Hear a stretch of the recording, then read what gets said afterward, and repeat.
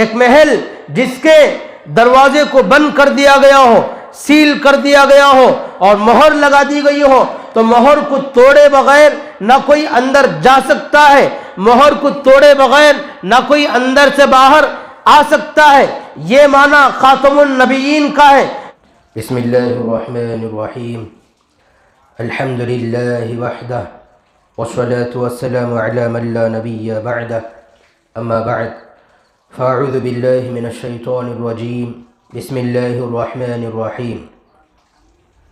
ما كان محمد أبا أحد من رجالكم ولكن رسول الله وخاتم النبيين، صدق الله العظيم۔ عن أبي هريرة رضي الله عنه قال قال رسول الله صلى الله عليه وسلم: مثلي ومثل الأنبياء كمثل قصر أحسن بنيانه ترك منه موضع لبنة فطاف به النظار يتعجبون من حسن بنيانه إلا موضع اللبنة فكنت أنا سددت موضع اللبنة فختم بي البنيان وختم بي الرسل، وفي رواية وأنا اللبنة وأنا خاتم النبيين، أو كما قال عليه الصلاة والسلام۔ رب اشرح لي صدري ويسر لي أمري، رب اشرح لي صدري ويسر لي أمري، رب اشرح لي صدري ويسر لي أمري۔ اللهم صل على سيدنا محمد وعلى آل محمد كما صليت على إبراهيم وعلى آل إبراهيم إنك حميد مجيد۔ اللهم بارك على محمد وعلى آل محمد كما باركت على إبراهيم وعلى آل إبراهيم إنك حميد مجيد۔ اللهم صل على سيدنا محمد في أول كلامنا، اللهم صل على سيدنا محمد في أوسط كلامنا، اللهم صل على سيدنا محمد في آخر كلامنا۔ بزرگان محترم، قابل قدر، معزز و مکرم، مسجد میں تشریف فرما احباب، اللہ پاک نے حضرت محمد الرسول اللہ صلی اللہ علیہ وسلم کی شخصیت پر نبوت و رسالت کے سلسلے کو ختم کر دیا۔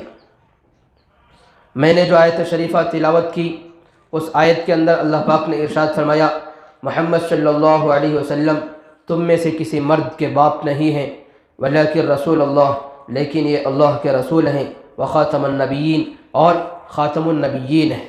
اس آیت شریفہ کا شان نزول یہ تھا کہ اللہ کے نبی حضرت محمد الرسول اللہ صلی اللہ علیہ وسلم نے اپنی پھوپھی زاد بہن کا، زینب بنت جحش کا نکاح اپنے منہ بولے بیٹے حضرت زید بن حارثہ رضی اللہ عنہ سے کر دیا، مگر ان دونوں میں نباہ نہ ہوا، ان کی زندگی آگے نہ چل سکی، جس کی وجہ سے طلاق کی نوبت آئی، جدائیگی ہوئی۔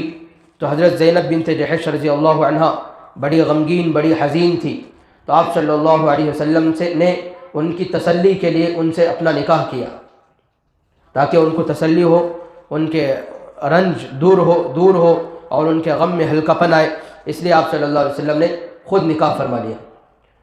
تو کافروں کو، مشرکوں کو، قریش کو موقع ملا، چنانچہ انہوں نے آپ صلی اللہ علیہ وسلم کے خلاف الزامات لگائے، افواہیں بکی اور چرچے کیے، تو اللہ پاک نے آیتیں اتاری لوگوں کو جواب دینے کے لیے، کیونکہ لوگوں نے یہ کہا تھا کہ آپ محمد صلی اللہ علیہ وسلم اپنے بیٹے کی بیوی سے نکاح کر لیتے ہیں، یہ الزام لگا تھا۔ تو اللہ نے جواب دیا کہ ما کان محمد ابا احد من رجالکم، محمد صلی اللہ علیہ وسلم تم میں سے کسی مرد کے باپ نہیں ہیں، یعنی کوئی آپ کا بیٹا نہیں ہے۔ زید بن حارثہ رضی اللہ عنہ یہ سگے اور صلبی بیٹے نہیں تھے، بلکہ اللہ کے نبی نے گود لے لیا تھا، حارثہ رضی اللہ عنہ کے بیٹے کو اپنی پرورش میں لے لیا تھا، ان کی پرورش کی تھی، تو یہ سگے بیٹے نہیں تھے، منہ بولے بیٹے تھے۔ ان کی بیوی جو ان سے جدا ہو گئی، اس سے آپ کا نکاح ہو سکتا تھا، چنانچہ اللہ نے جواب دیا کہ محمد صلی اللہ علیہ وسلم تم میں سے کسی مرد کے باپ نہیں ہیں، ولیکن رسول اللہ، اور روحانی مقام کو بیان فرمایا کہ یہ اللہ کے رسول ہیں۔ اللہ کے رسول سے ایسی حرکت سرزد ہو جائے، یہ نہیں ہو سکتا۔ وخاتم النبیین، اور یہ ایسے رسول ہیں، ایسے پیغمبر ہیں جو خاتم النبیین ہیں، تمام نبیوں کے سلسلے کو، تمام نبوت کے سلسلے کو ختم کرنے والے ہیں۔ تو اس آیت سے ہمیں پتہ یہ چلا کہ اللہ کے نبی حضرت محمد صلی اللہ علیہ وسلم تمام نبیوں کو ختم کرنے والے، تمام رسولوں کو ختم کرنے والے، آپ وہ نبی ہیں کہ جس نبی کے بعد کسی اور نبی کے پیدا ہونے کی کوئی گنجائش نہیں، کسی نئے رسول کے آنے کی کوئی گنجائش نہیں رہ جاتی، آپ خاتم النبیین ہیں۔ تو ہم اس آیت کو سامنے رکھ کر یہ کہہ سکتے ہیں کہ اللہ کے نبی صلی اللہ علیہ وسلم کے بعد کوئی نبی پیدا نہیں ہو سکتا، کوئی نیا نبی ظاہر نہیں ہو سکتا، کوئی نیا نبی امت کے اندر تشریف نہیں لا سکتا۔ ہم قرآن پاک کی اس آیت کا معنی بیان کرتے ہیں کہ آپ صلی اللہ علیہ وسلم خاتم النبیین ہیں، اور مطلب بیان کرتے ہیں، ہم یہ بات واضح طور پر بیان کرتے ہیں، واضح کرتے ہیں کہ آپ خاتم النبیین ہیں۔ خاتم النبیین کا معنی نبیوں کی مہر ہے، نبیوں کی مہر ہے، نبیوں کی سیل ہے۔ سیل اور مہر کس کو کہتے ہیں؟ جب کسی بنڈل پر مہر لگتا ہے تو اس بنڈل کے اندر کوئی چیز نکالنی ہو تو مہر کو توڑے بغیر نکالی نہیں جا سکتی، کوئی چیز داخل کرنا چاہتے ہیں تو مہر کو توڑے بغیر اندر داخل نہیں کی جا سکتی۔ ایک گھر، ایک محل جس کے دروازے کو بند کر دیا گیا ہو، سیل کر دیا گیا ہو اور مہر لگا دی گئی ہو تو مہر کو توڑے بغیر نہ کوئی اندر جا سکتا ہے، مہر کو توڑے بغیر نہ کوئی اندر سے باہر آ سکتا ہے۔ یہ معنی خاتم النبیین کا ہے جو ہم بیان کرتے ہیں، مگر غلام احمد قادیانی کے ماننے والے قادیانی لوگ کہتے ہیں، ہم بھی کہتے ہیں کہ خاتم النبیین محمد صلی اللہ علیہ وسلم ہے، مگر خاتم النبیین کا معنی نبیوں کی مہر ہے، مگر مطلب وہ نہیں جو تم بیان کرتے ہو۔ خاتم النبیین کا مطلب ہمارے نزدیک یہ ہے کہ نبیوں کا سلسلہ ختم نہیں ہوا، بلکہ آپ خاتم النبیین، نبیوں کی مہر ہے، آپ ہی کی مہر سے نبیوں کا سلسلہ جاری رہے گا۔ محمد صلی اللہ علیہ وسلم کی مہر سے، آپ کی سیل سے، آپ کے اسٹامپ سے نبیوں کا سلسلہ جاری رہے گا۔ وہ اس طور پر کہ جو بھی آپ کی اتباع کرے گا، آپ کی پیروی کرے گا، آپ کے پیچھے چلے گا، تو فرمایا کہ کسی کو بھی نبوت مل سکتی ہے، رسالت مل سکتی ہے، کوئی بھی نبی و رسول بن سکتا ہے۔ یہ معنی غلام احمد قادیانی کے ماننے والے لوگ بیان کرتے ہیں، یہ معنی غلط ہے، جھوٹا معنی ہے، قرآن کے بھی خلاف ہے، احادیث کے بھی خلاف ہے، اجماع کے بھی خلاف ہے۔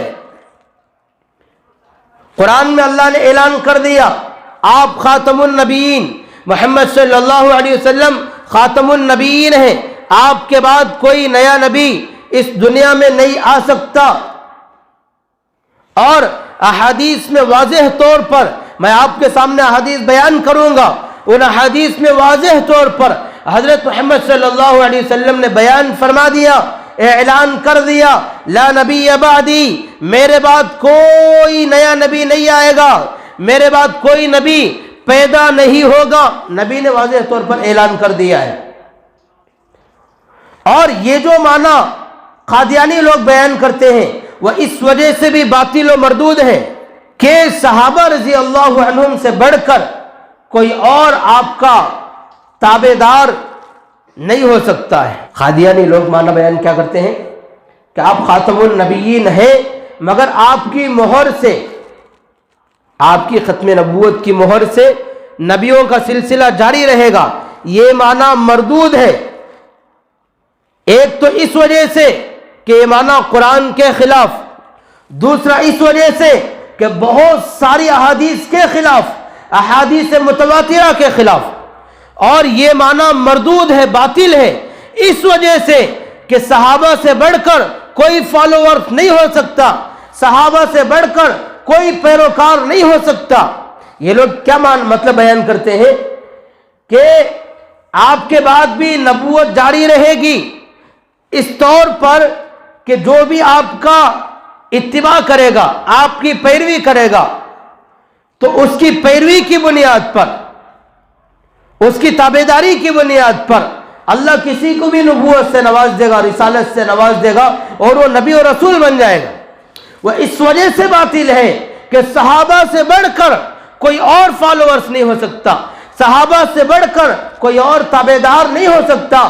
اگر تابعداری کی بنیاد پر اگر کوئی نبی بن سکتا تو صحابہ کو نبی بننا چاہیے تھا، ابو بکر کو نبی بننا چاہیے تھا، عمر کو بننا چاہیے تھا، عثمان و علی کو بننا چاہیے تھا۔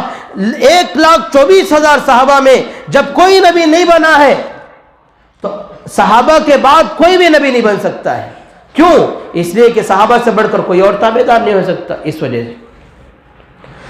اور ان کا یہ جو مطلب ہے اس وجہ سے بھی مردود ہے، اس وجہ سے بھی باطل ہے کہ خود مرزا غلام احمد قادیانی نے اپنی ماں کے بارے میں بات کہی کہ میری ماں سے میرے بعد کوئی بچہ پیدا نہیں ہوگا،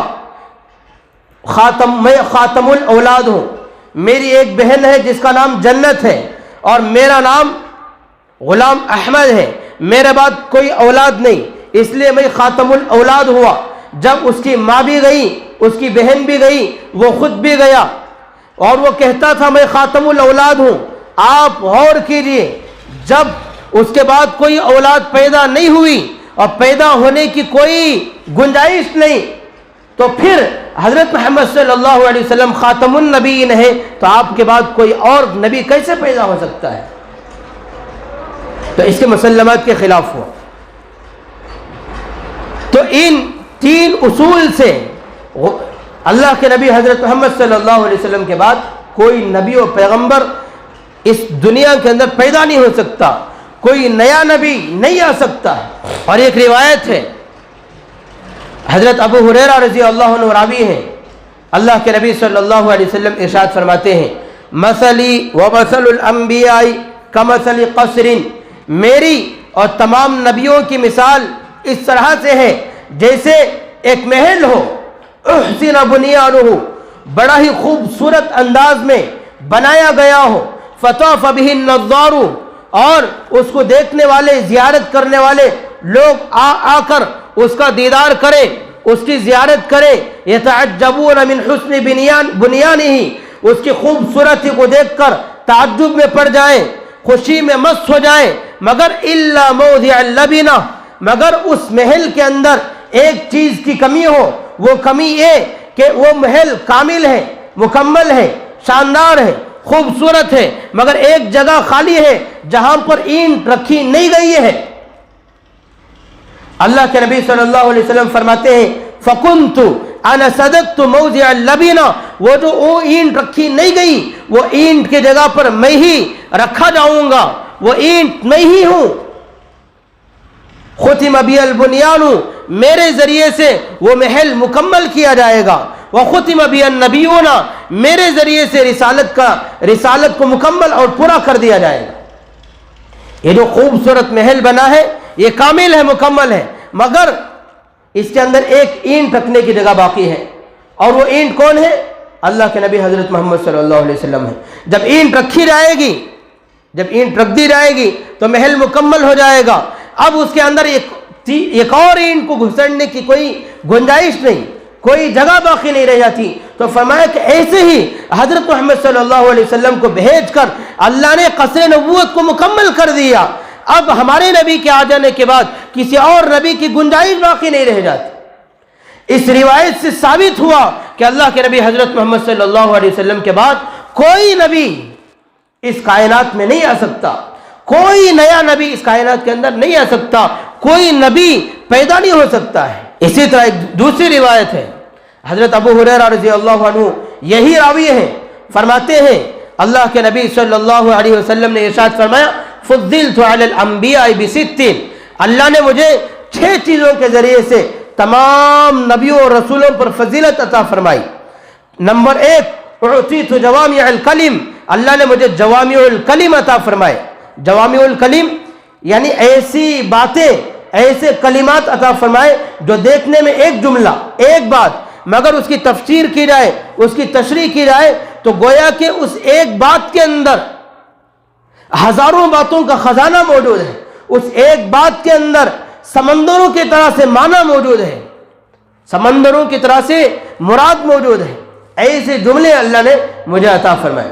اعطیت جوامع الکلم ونصرت بالرعب، اور نمبر 2 مجھے رعب کے ذریعے سے میری مدد کی گئی. اگر دشمن میرے سے 1 مہینے کے فاصلے پر ہوگا تب بھی اس کے دل کے اندر میرا رعب ڈال دیا جائے گا. 1 مہینے سے دور ہونے کے باوجود بھی وہ تھر تھر کانپتا رہے گا, مجھ سے ڈرتا رہے گا. احلت لی الغنائم, اور پھر غنیمت کے مال کو میرے لیے اللہ نے حلال کر دیا. وجعلت لی الارض مسجدا وطہورا, اور پھر کائنات کی ساری زمین کو سجدگاہ بنا دیا اور پاک بنا دیا. اور اس کے بعد فرمایا ارسلت الی الخلق کافہ, تمام مخلوق کی طرف مجھے اللہ نے رسول بنا کر بھیجا, رسول نبی بنا کر بھیجا. کسی نبی کو اللہ نے پوری کائنات کے لیے نبی اور رسول نہیں بنایا. کسی نبی کو کسی قبیلے کے لیے, کسی کو خاندان کے لیے, کسی کو شہر کے لیے, کسی کو کسی علاقے کے لیے, کسی کو کسی ملک کے لیے بھیجا. مگر ہمارے نبی کی خصوصیت, ہمارے نبی کی فضیلت یہ ہے کہ آپ کو تمام مخلوق کی طرف رسول بنا کر بھیجا. ایک تو تمام امت کی طرف, دوسرا تمام مخلوق کی طرف, انسانوں کی طرف, جنات کی طرف اور ساری مخلوق کی طرف, یعنی جانوروں کی طرف بھی, تمام مخلوق کی طرف رسول بنا کر کے بھیجا. ارسلت الی الخلق کافہ, اور فرمایا آخری چیز, چھٹی چیز, وختم بی النبیون, اور چھٹی فضیلت یہ عطا فرمائی جو تمام نبیوں کو فضیلت نہیں دی گئی, وہ فضیلت مجھے عطا فرمائی, اور وہ یہ وختم بی النبیون, میرے ذریعے سے نبیوں کے سلسلے کو ختم کر دیا گیا. اتنی بہترین فضیلت اللہ نے ہمارے نبی حضرت محمد صلی اللہ علیہ وسلم کو عطا فرمائی. ایک اور روایت ہے, حضرت ثوبان رضی اللہ عنہ بیان فرماتے ہیں اذا وضع السیف فی امتی لم یرفع عنها الى یوم القیامہ, جب میری امت کے اندر لڑائی قتل و قتال شروع ہو جائے تو یہ قیامت تک نہیں رکے گی.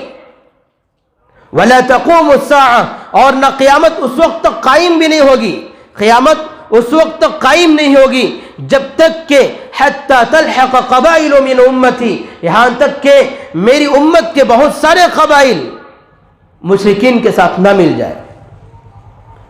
حتی تعبد قبائل من امتی الاوثان, اور یہاں تک کہ میری امت کے بہت سارے قبیلے پوجا نہ کرنے لگ جائے. اور غور سے سنو, وَإِنَّهُ سَيَكُونُ فِي أُمَّتِي 30 كَذَّابُونَ, اس روایت کے اندر یہ جملے پر غور کرنے کی بات ہے. میری امت کے اندر 30 لوگ پیدا ہوں گے, کذابون, جو جھوٹے ہوں گے, اور یزعمو کلہم یزعمو انہ نبی اللہ, ان میں کا ہر فرد یہ دعویٰ کرے گا کہ وہ اللہ کا نبی ہے.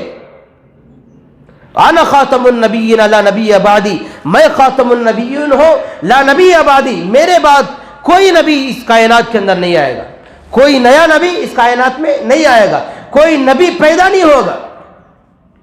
اور فرمایا وَلَا تَزَالُ طَائِفَةٌ مِّنْ أُمَّتِي, اور میری امت میں سے ایک جماعت ظاہرین علی الحق, حق کے لیے لڑتی رہے گی, حتی یأتی امر اللہ, یہاں تک کہ اللہ کا فیصلہ آ جائے. لا یضرہم من خالفہم, جو کوئی بھی ان کی مخالفت کرے گا وہ ان کو نقصان نہیں پہنچا سکے گا. یعنی ایک جماعت ایسی ہوگی جو حق کے غلبے کے لیے, حق کو قائم کرنے کے لیے, دین کو نافذ کرنے کے لیے وہ لڑتی رہے گی, جہاد پر قائم رہے گی. لا یضرہم من خالفہم, اس کائنات کے اندر کوئی طاقت ایسی نہیں ہوگی جو اس جماعت کو پست کر دے, جو اس جماعت کو نقصان پہنچا دے. لا یضرہم من خالفہم. اسی طرح ایک اور روایت آتی ہے جس کے اندر حضرت جابر رضی اللہ عنہ راوی ہیں, اللہ کے نبی صلی اللہ علیہ وسلم ارشاد فرماتے ہیں انا قائد المرسلین ولا فخر, میں تمام نبیوں کا قائد ہوں, رہنما ہوں, ولا فخر, اور یہ کوئی فخر کی بات نہیں ہے. وانا خاتم النبیین ولا فخر, اور میں خاتم النبیین ہوں, ولا فخر, اور یہ بھی کوئی فخر کی بات نہیں. انا اول شافع و مشفع, اور کل قیامت کے دن سب سے پہلے سفارش کرنے والا, شفاعت کرنے والا میں ہی ہوں گا, اور میری ہی شفاعت قبول کی جائے گی. ولا فخر, یہ بھی کوئی فخر کی بات نہیں ہے. ایک اور روایت ہے, حضرت ابو امامہ باہلی رضی اللہ عنہ فرماتے ہیں اللہ کے نبی صلی اللہ علیہ وسلم نے حجۃ الوداع کے موقع پر, جبکہ 1,24,000 صحابہ جمع تھے, پوری امت اکٹھا تھی, اس وقت اعلان کر دیا، یا ایھا الناس، اے لوگو سنو، لا نبی بعدی، میرے بعد کوئی نبی نہیں آئے گا، ولا امت بعدکم، اور نہ ہی تمہارے بعد کوئی امت آئے گی۔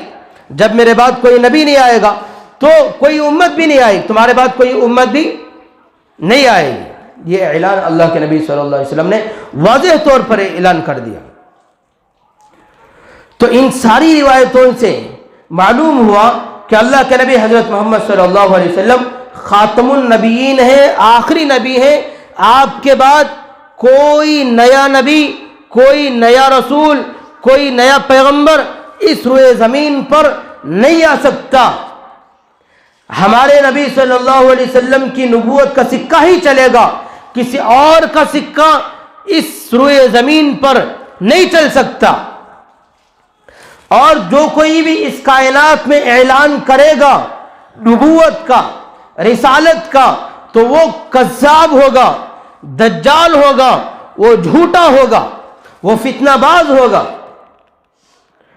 فقہ اکبر کے اندر حضرت امام اعظم ابو حنیفہ رحمۃ اللہ علیہ کی فقہ کے اندر حضرت ملا علی قاری رحمۃ اللہ علیہ نے فرمایا، دعوی النبوۃ بعد نبینا محمد صلی اللہ علیہ وسلم، ہمارے نبی محمد صلی اللہ علیہ وسلم کے بعد نبوت کا دعویٰ کرنا کفر بالاجماع، یہ واضح طور پر کفر ہے۔ اس بات پر ساری امت کا اجماع موجود ہے۔ تو معلوم ہوا کہ ہمارے نبی کے بعد کوئی نبی اس روئے زمین پر، کوئی نیا نبی اس روئے زمین پر نہیں آ سکتا۔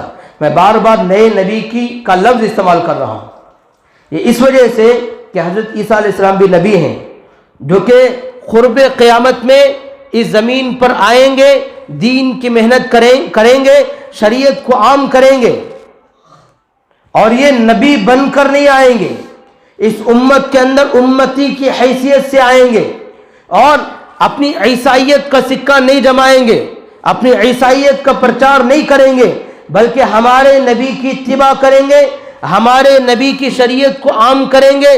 جو شیعہ جنہوں نے ہمارے نبی کی شریعت کو چھوڑا ہوا ہے ان کو تائب کریں گے، توبہ کروائیں گے، پھر ہمارے نبی کا فالوورز بنائیں گے۔ اور اسی طرح سے جو عیسائی حضرت عیسیٰ علیہ السلام کے ماننے والے ہیں ان کو بھی توبہ کرائیں گے، صلیب کو توڑیں گے، خنزیر سور کو قتل کریں گے، پھر توبہ کرا کر حضرت محمد صلی اللہ علیہ وسلم کے دین اور شریعت میں داخل کریں گے۔